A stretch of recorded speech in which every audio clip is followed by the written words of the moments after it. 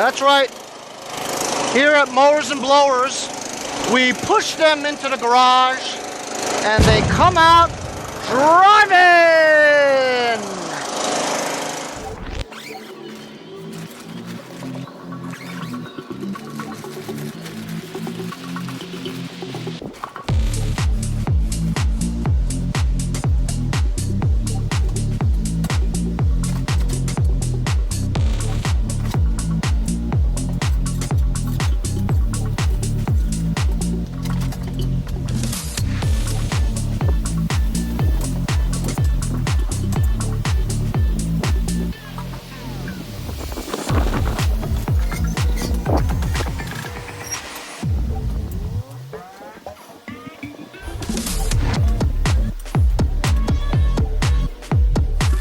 How you doing?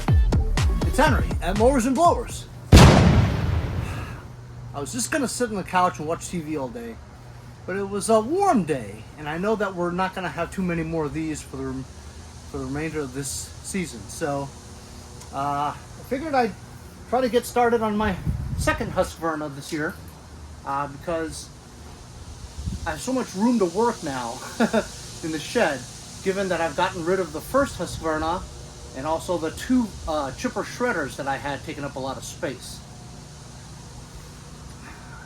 I tried out my Wesco electric push mower the other day just to get out some of the remaining leaves in my backyard because my Toro 616Z zero turn won't fit back here with the bagger system on there. It's too wide. So didn't pick up shit. There's not enough RPM power in the motor to generate enough vacuum to suck up the leaves very well.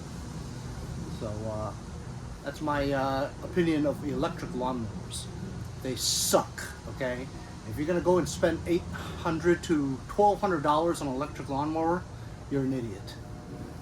Anyway, I can barely move that thing, even after disengaging the transmission. Can hardly push it at all because all four tires are down. For me to be able to viably move it around so I can work on it, I gotta get the tires worked out. The two rear ones are dry rotted to hell. Short of getting two tubes for the rear, which you guys know I don't like to spend money. I always think that there's a way for me to get around it, right? I'm gonna have to try to find two wheels. I know I have two lawn tractor wheels in the back that kind of hold air, and they're different sizes, so one's bigger than the other. And I have plenty of fronts, but I think the fronts aren't too bad if I just pump it up.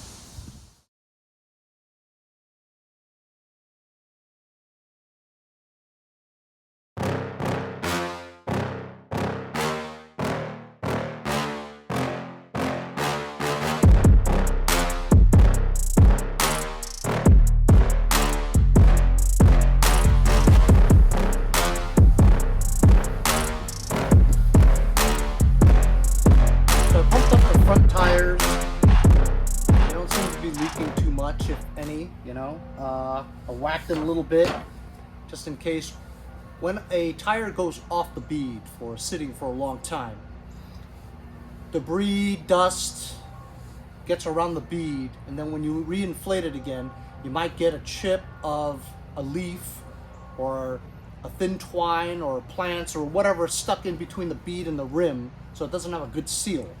But once you do have the tire inflated completely, you'll whack on the sides of the tire, and the trauma, vibration may knock it loose or seal it better.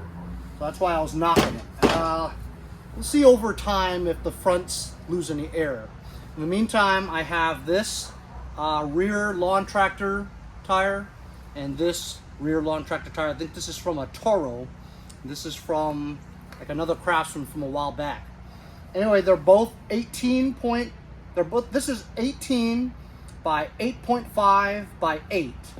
This is 18 by 8.5 by 8. So they're both identical. Identical. With the exception of the fact that the tread doesn't look the same, but it'll be fine. I sprayed soapy water around the bead, inflated them both. and I don't see any leaks coming from either the valve or the bead, front and back. So I just inflated them. They seem okay, so I'm just going to replace these with the two trashy ones in the back that are completely dry rotted and cracked, and I'm going to chuck them.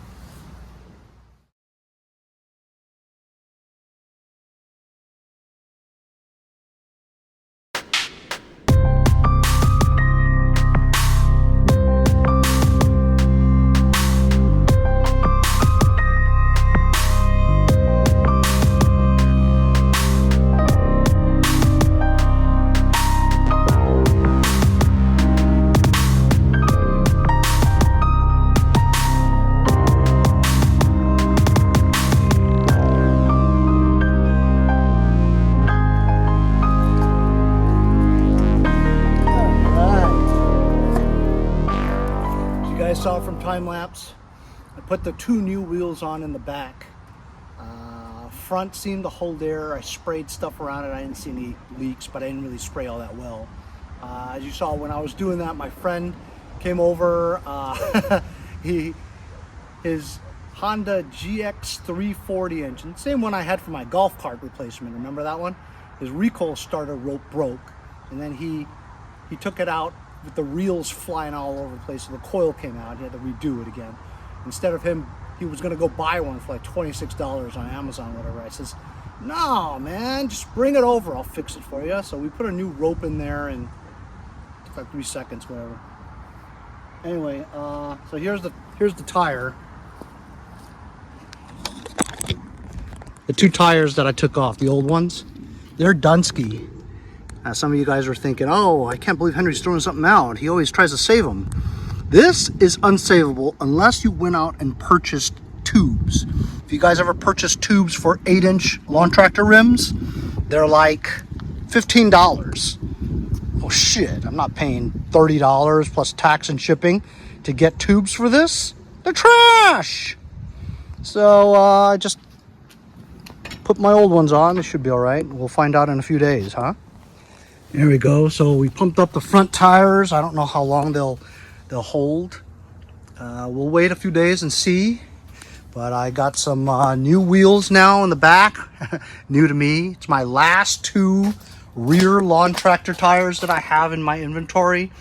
I've always chucked them, the bad ones, or I've used them for other things. So it's been good. Anyhow, I forgot to tell you. So this has the transmission disengage thing, but it's seized at the point of this rod, which means that even though you do pull it out, it doesn't disengage. It's still locked. So that needs some attention. So right now you can't move this thing unless you have the engine started and running. Remember, we had a starter issue on this when we first got it. Let's just try it real quick and see if it starts. It's been sitting here for about a month. Battery. I wonder if the battery will work and if the starter will start. I see. I remember I did not secure the top cover yet because I knew I would probably have this problem. I think if we just lift this a little, you could see it right there. There it is. And yes, the Bendix gear is, I just loosened it now. So maybe now it'll start. Let's see.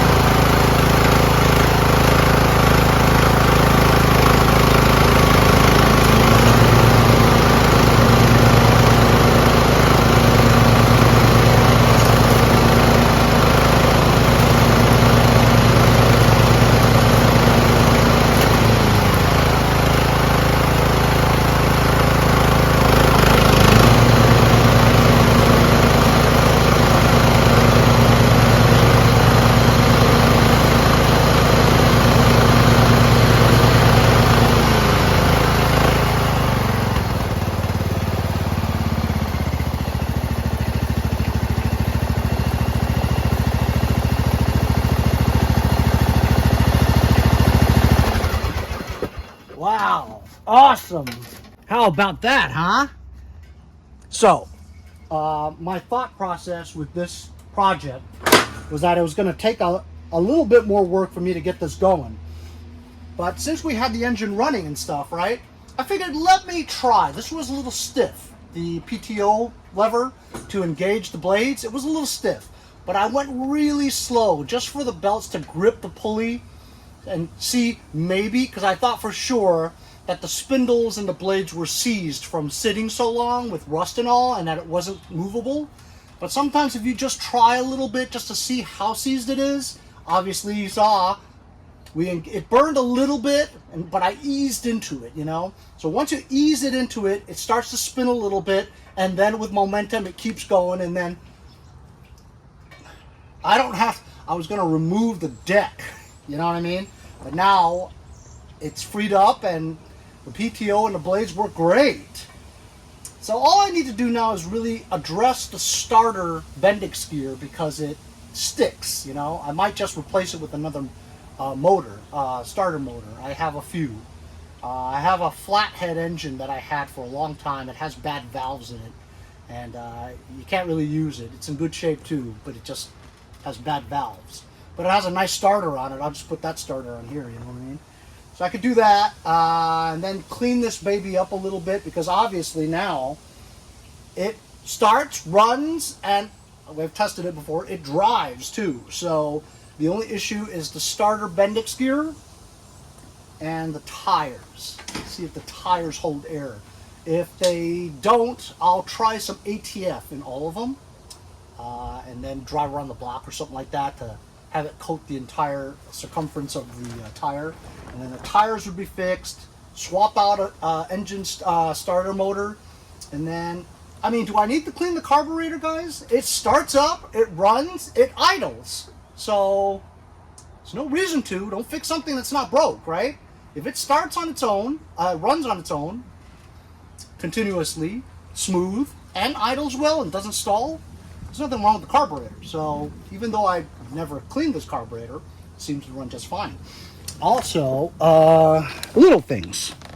If you can see in the front part of this hood, kind of pushed in a little bit, and it's not matched up well. Obviously, he's run this into a tree or something in the past.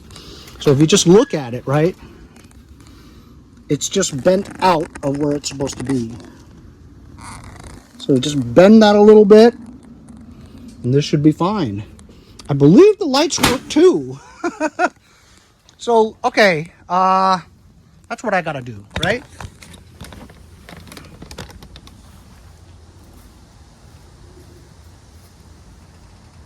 Lubricate the spindles. I'll just spray some stuff around the ball bearing area. Replace the starter motor.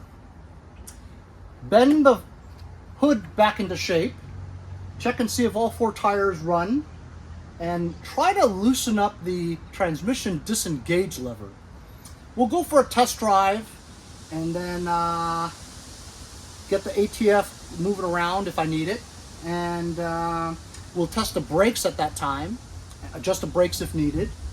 And apparently the battery still works too, so I think that would be it. That would be like a super easy fix, man. You guys know I picked this up in that nice area up north, along with that chipper shredder, which I recently sold. Look at that seat, it's awesome. Because I turned off my water for the winter, I would just super clean this whole thing and just use my fire extinguisher water and just spray it off. That's what I'll do. That's what I'll do. But we'll get to that tomorrow. I'll see you later. Hey, I'm Andy from Jericho. See you guys next time on Mowers and Blowers.